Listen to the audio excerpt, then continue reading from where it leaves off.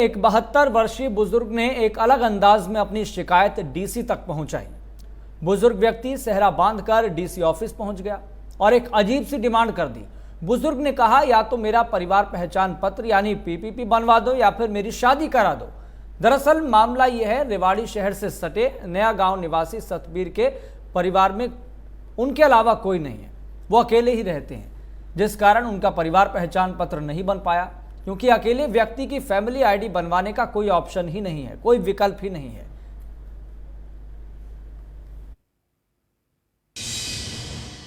ये पहचान पत्र फैमिली आईडी नहीं बना रहे और इसलिए मैंने यहाँ आना पड़ा। मेरी घरवाली मरे 6 साल हो गए।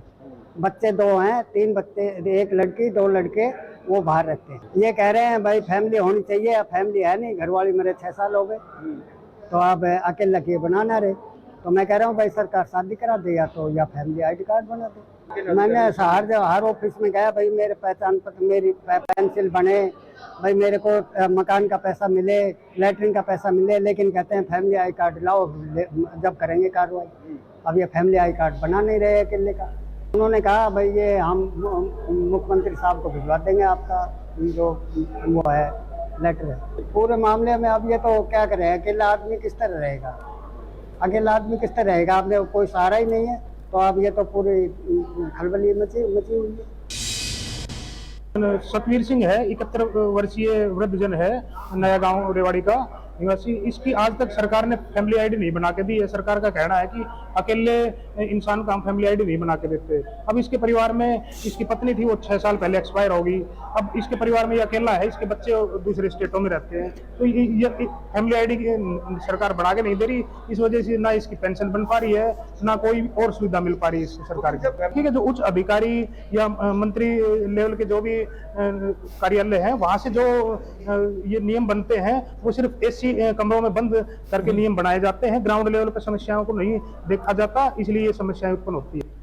तो रेवाड़ी में रहने वाले 72 वर्षीय एक बुजुर्ग का परिवार पहचान पत्र नहीं बन पा रहा है। बाकायदा उन्होंने इस संबंध में डीसी से भी बातचीत की है और डीसी के सामने उन्होंने एक अजीब सी बात रख दी। उन्होंने डिमांड कर दी, भाई अगर परिवार पहचान नहीं बनवा रहे हो तो आप मेरी शादी करा दो। दरअसल आपको ये पूरा मामला पहले बताते हैं, फिर हम हमारे संवाददाता का रुख करेंगे।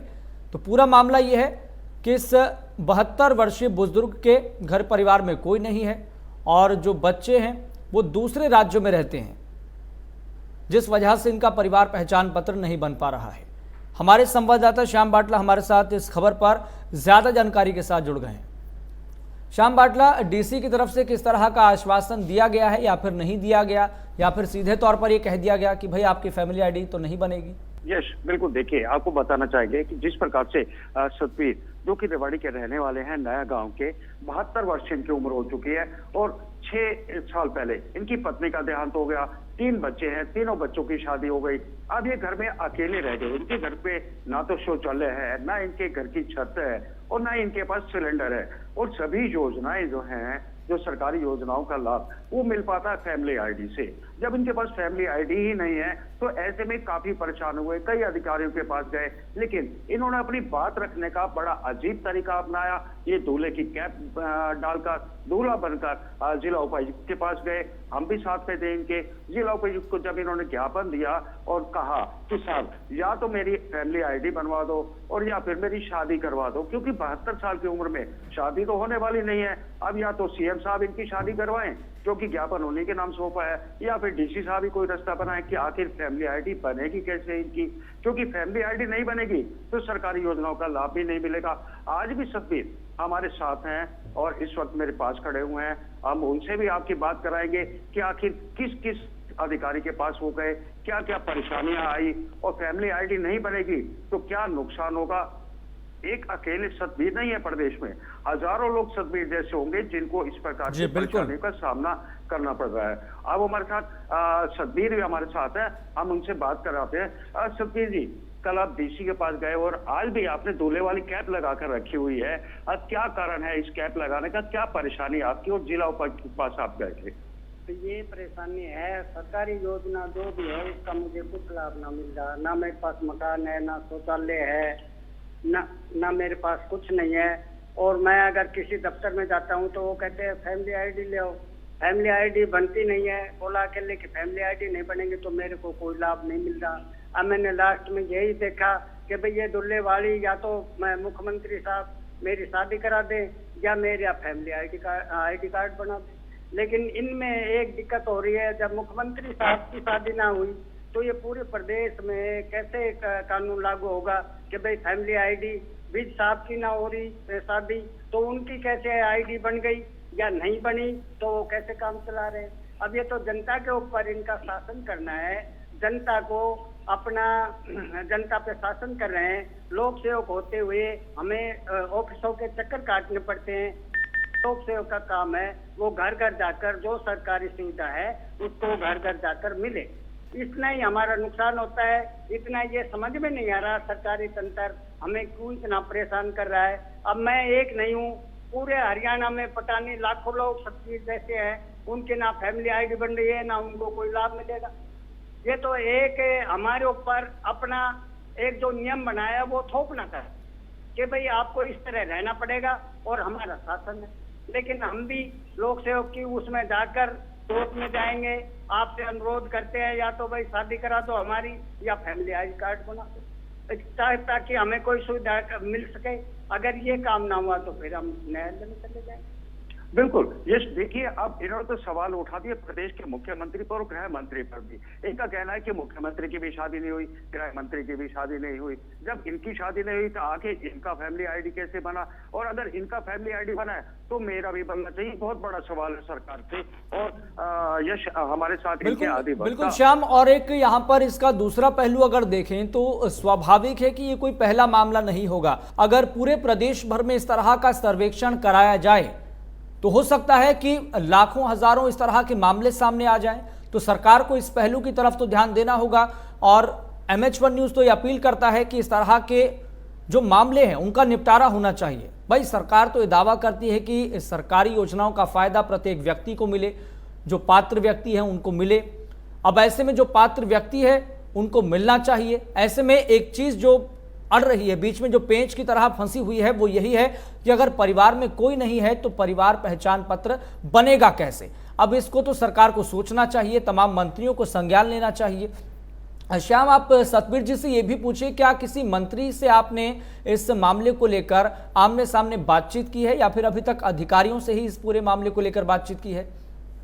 बिल्कुल सतबीर जी, जो ये मामला है आपका फैमिली आईडी नहीं बन पा रही है, अभी तक आप किन किन अधिकारियों के पास गए या किसी मंत्री से भी आपने बात की, अपनी आवाज को उठाया क्या आपने? मैंने कल ही मेरी आवाज उठ गई मंत्री साहब से, पूरे हरियाणा में आवाज पहुंच गई, लेकिन आज तक कोई भी अधिकारी मेरे से मिलने नहीं आया। नहीं तो अगर ये आवाज सही होती, सरकार का नियम सही होता तो मेरे पास आज अधिकारियों की लाइन लगती। ऐसे ही मैं बहुत अधिकारियों के पास गया, बहुत मेरी मुलाकात हुई। बोले भाई हम क्या करें, अब तेरी अकेला है तो हम नहीं बनाएंगे तेरी।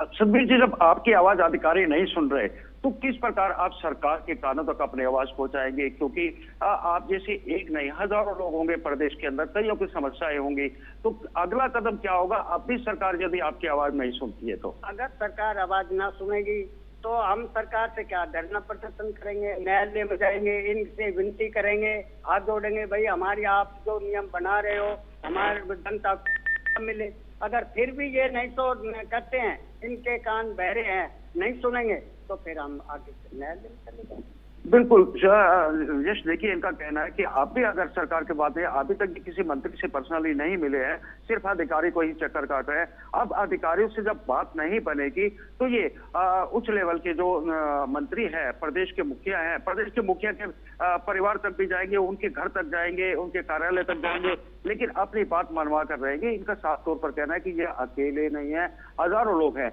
और ये हजारों लोगों की समस्याओं का निपटारा आखिर कैसे होगा। यश, यहाँ एक बात बताना जरूरी है कि सरकार योजनाएं तो बनाती है लेकिन उनका इम्प्लीमेंट ठीक तरीके से धरातल पर नहीं होता।